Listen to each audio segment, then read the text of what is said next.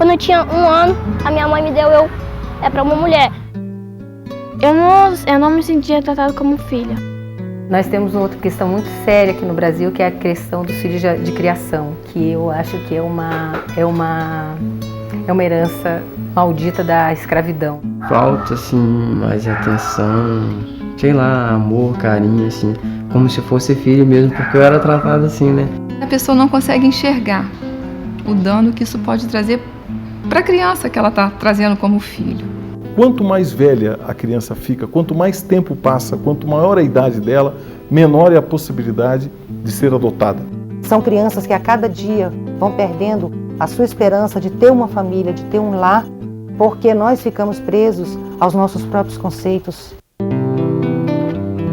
quero uma casinha igual a do meu desenho, com flores, varandinha e um balanço no quintal.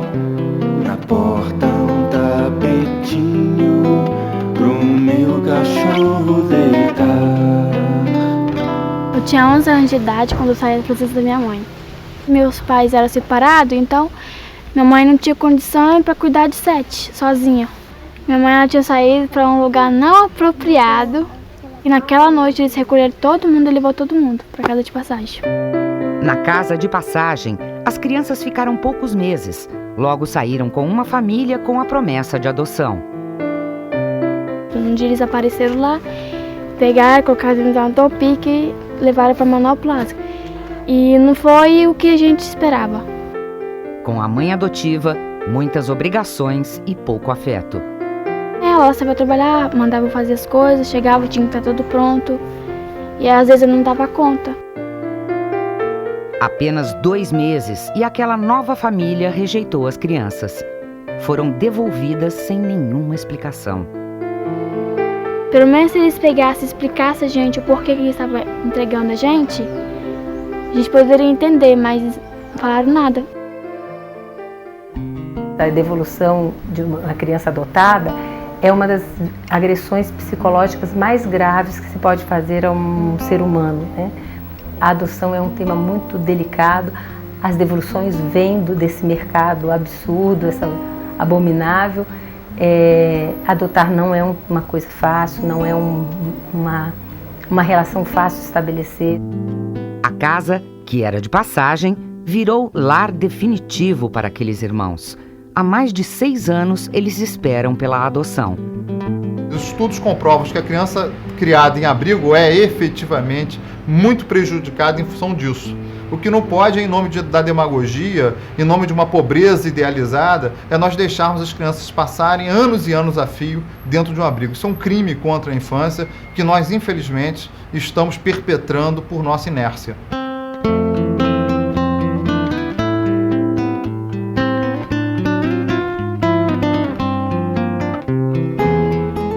Está quase com 18 anos. Quando for maior de idade, terá de sair do abrigo. Meu sonho é trabalhar, construir minha casa, pegar meus irmãos, todos eles, morar todo mundo junto. E tenho também o sonho de reencontrar minha mãe. Eu não culpo ela do que aconteceu.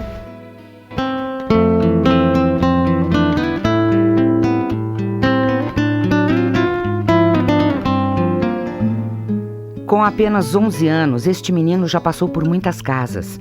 Nem bem tinha nascido e foi doado pela mãe para uma família de criação. Foi uma adoção ilegal. O novo lar durou alguns anos até outra mudança. Quando eu completei os 7 anos assim, parece que minha mãe veio e aí quis eu de volta. Me quis de volta. Aí eu fui morar com ela. Aí depois, assim, eu tava vendo que ela tava me maltratando muito assim, xingava muito. Para escapar da violência e dos maus tratos, o menino fugia. Acabou parando numa casa-lar. Eles vêm de vários lugares, aí quando chega na casa lá, né, onde eu trabalho, eles chegam assim, todos arrebentados mesmo, assim, sem perspectiva de vida nenhuma, sem meta nenhuma, sem objetivo. Desculpa, né? Mas assim, é porque é muito sofrimento. Eles chegam muito sofridos. Cada vez mais solitário, o menino sentia a falta dos irmãos. Eu brincava muito com eles, assim, eu corria de bicicleta com eles. Aí agora eu não vejo eles mais. Aí dá um pouco de saudade. A história de abandono pela família e de adoções ilegais deixa marcas na vida. Ele perdeu a esperança de ter um lar. Muitos sim não gostam de ser adotado, não. Eu acho assim, do jeito que minha mãe me tratava lá, eu acho que a casa lá é melhor. A grande maioria das crianças não tem uma data para sair do abrigo. Então, todos os danos que ela sofre, assim, o desenvolvimento dela todo se passa dentro de um abrigo. Foge do controle todas as questões que protegem a criança numa adoção ilegal. Você não consegue acompanhar, ela acontece escondida. Os riscos de uma aproximação feita sem o conhecimento ou sem que tenha passado pelo Poder Judiciário são vários. Um deles é o risco da devolução, sempre presente. Outro, de que esteja de alguma forma encobrindo uma relação financeira, em que alguém compra uma criança de uma mãe biológica, aquela mãe biológica não gostaria de entregar o filho se não fosse a recompensa financeira, porque o tempo todo há a ameaça da mãe biológica vir atrás, da mãe biológica querer mais dinheiro, da mãe biológica roubar aquela criança. Quando a adoção se dá na forma prevista no Estatuto da Criança e do Adolescente, quem entrega o filho não sabe quem recebe. Esse sigilo é garantido.